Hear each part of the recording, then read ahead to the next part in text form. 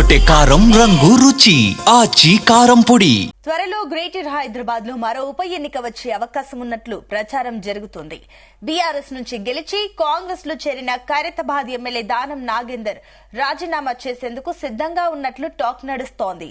ఎందుకంటే ఆయనపై పార్టీ ఫిరాయింపుల చట్టం ప్రకారం అనర్హత వేటుపడే అవకాశాలు ఎక్కువన్నాయి. ఇక స్పీకర్ నిర్ణయం కంటే ముందుగా ఆయనతో రాజీనామా చేయిస్తే హుందాగా ఉంటుందనే ఆలోచనలో కాంగ్రెస్ అధిష్టానం ఉన్నట్లు తెలుస్తోంది.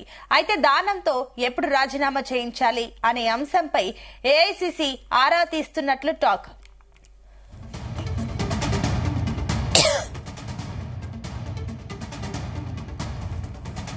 ఇదే అంశానికి సంబంధించి మరిన్ని డీటెయిల్స్ మా కరెస్పాండెంట్ వంశీకృష్ణ అందిస్తారు. వంశీకృష్ణ, గ్రేటర్ హైదరాబాద్ లో మరో ఉప ఎన్నిక వచ్చే అవకాశం ఉంది. ఇప్పటికే మాగంటి గోపీనాథ్ చనిపోవడంతో జూబ్లీ ఉప ఎన్నిక జరిగింది. కాంగ్రెస్ పార్టీ విజయం సాధించినటువంటి విషయం కూడా మనకు తెలిసిందే. అయితే ప్రధానంగా పార్టీ ఫిరాయింపులు ఎమ్మెల్యేలు ఎవరైతే ఉన్నారో వారికి సంబంధించి ఇప్పటికే కోర్టు కూడా డెసిషన్ 3 నెలల్లో తీసుకోవాలని కోరడం జరిగింది. దాంతో స్పీకర్ మరొక 3 నెలలు గడువు కోరినటువంటి సందర్భం కూడా మనం చూస్తా ఉన్నాము. ఏదైతే ఈ నెలలో విచారణ చేపట్టారో అటు 12, 13వ తారీఖున కూడా విచారణ జరిగినటువంటి సందర్భం మనకు తెలుస్తుంది. ప్రధానంగా బీఆర్ఎస్ నుంచి గెలిచి కాంగ్రెస్ లో చేరినటువంటి ఖైరతాబాద్ ఎమ్మెల్యే దానం నాగేందర్ రాజీనామా చేసేందుకు సిద్ధంగా ఉన్నట్టు టాక్ నడుస్తుంది. ఎందుకంటే ఆయనపై పార్టీ ఫిరాయింపుల చట్టం ప్రకారం అనర్హత వేటు పడే అవకాశాలు ఎక్కువగా ఉన్నాయి. స్పీకర్ నిర్ణయం కంటే ముందే ఆయనతో రాజీనామా చేయిస్తే హోందాగా ఉంటుందనే ఆలోచనలో కాంగ్రెస్ అధిష్టానం ఉన్నట్లు కూడా తెలుస్తుంది. అయితే దానంతో ఎప్పుడు రాజీనామా చేయించాలి అనే అంశంపై ఏఐసీసీ ఆరా తీస్తున్నట్లు కూడా టాక్ నడుస్తుంది.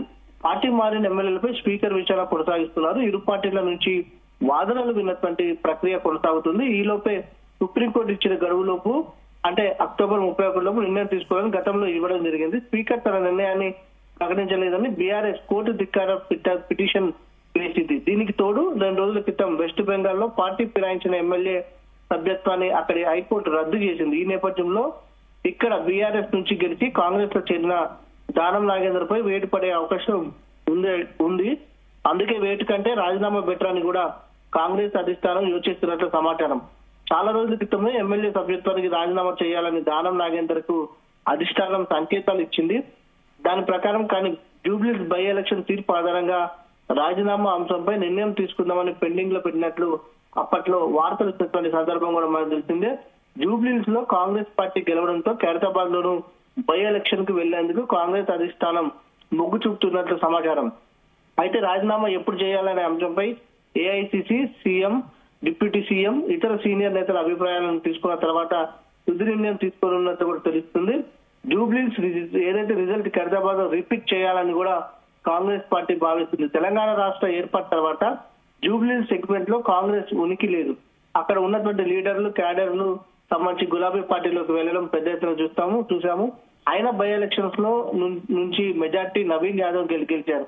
మాస్ లీడర్ గా గుర్తింపున్న దానం నాగేందర్ రాజీనామా చేస్తే ఖైరతాబాద్ లో కాంగ్రెస్ ఈజీగా గెలుస్తుందని పార్టీ వర్గాల్లో టాక్ ఉంది. ఎందుకంటే నియోజకవర్గంలో కాంగ్రెస్ పార్టీకి క్యాడర్, లీడర్ ఉన్నటువంటి సందర్భం మనకు తెలిసిందే.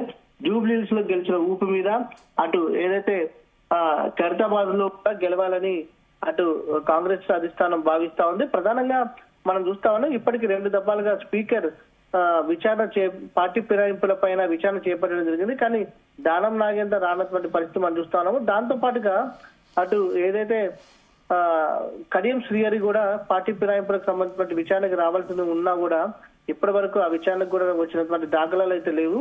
కానీ మొత్తం మీద వేచి చూడాల్సిన అవసరం ఉంది. ఎందుకంటే దానం నాగేందర్ పైన ఖచ్చితంగా వేటు పడే అవకాశం ఉన్నటువంటి నేపథ్యంలో వేటు పడే దానికంటే కూడా హోందాగా రిజైన్ చేయాలని మాత్రం దానం నాగేందర్ భావిస్తున్నట్టు అధిష్టానం ఆ విధంగా నిర్ణయం తీసుకున్నట్టు కూడా తెలుస్తా ఉంది. మొత్తం మీద పొలిటికల్ సర్కిల్ లో మాత్రం దానం నాగేందర్ సంబంధించిన రాజీనామా హాట్ టాపిక్ గా కొనసాగుతుంది. ఒకవేళ రాజీనామా చేస్తే కనుక ఎప్పటి లోపల చేస్తారు, ఎప్పుడు చేస్తారు, ఎలక్షన్స్ కి ఎప్పుడు సిద్ధమవుతారు అనేది మాత్రం ఒక స్పష్టత రావాల్సిన అవసరం ఉంటుంది.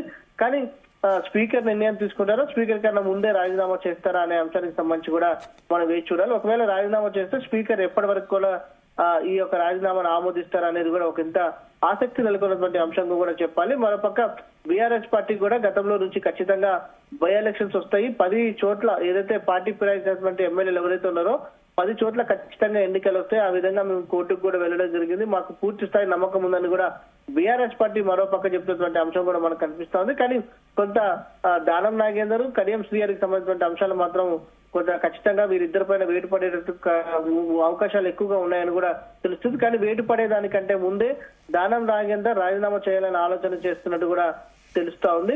మొత్తం మీద వేచి చూడాల్సిన అవసరం ఉంది. రాజీనామా చేస్తే ఎప్పుడు చేస్తారనే అంశానికి సంబంధించి కాంగ్రెస్ అధిష్టానం ఎలాంటి దిశానిర్దేశం చేయనుంది దానం నాగేందర్ కావచ్చు, రాష్ట్ర పార్టీ నాయకత్వానికి సంబంధించి కూడా. Right, thank you Vamshikrishna. తెరకొట్టే కారం రంగు రుచి ఆచి కారం పొడి.